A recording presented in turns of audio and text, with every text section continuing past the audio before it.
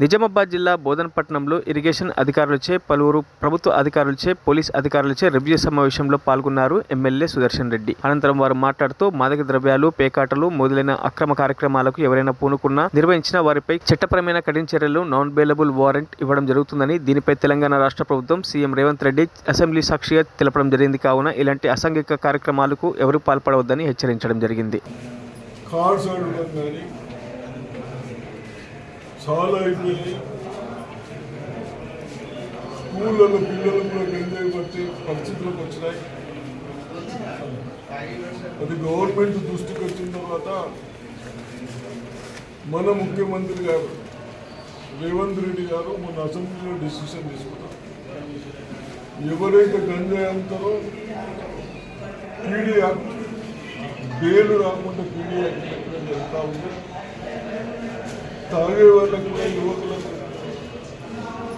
నేను రిక్వెస్ట్ చేస్తా ఉన్నాను, మంచి సాంప్రదాయం కాదు గంజాయి కానీ మీరు మత్తు పదార్థాలు కానీ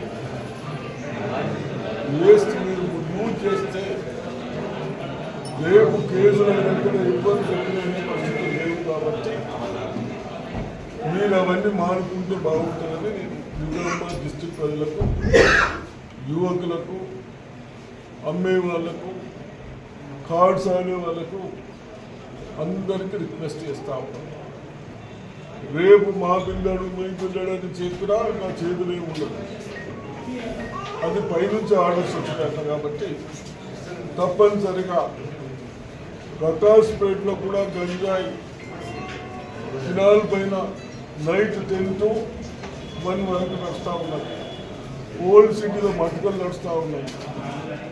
ఇవన్నీ రేపటి నుంచి స్ట్రిక్ట్గా చేస్తాను.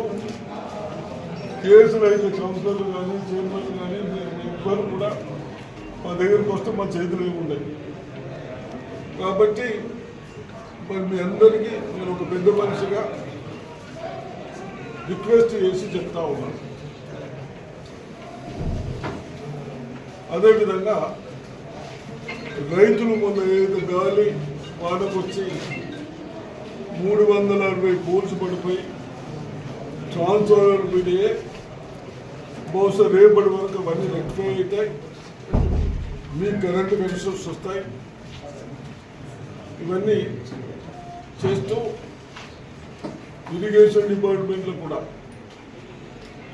అగ్రికల్చర్ ఆఫీసర్స్ విలేజ్ విజిట్ చేయాలి.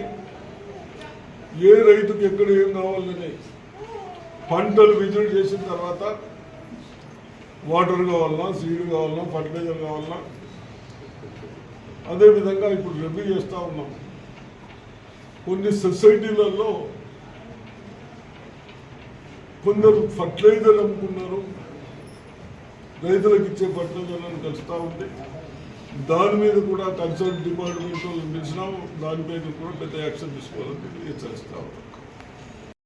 మరిన్ని అప్డేట్స్ కోసం మా ఛానల్ని సబ్స్క్రైబ్ చేయండి.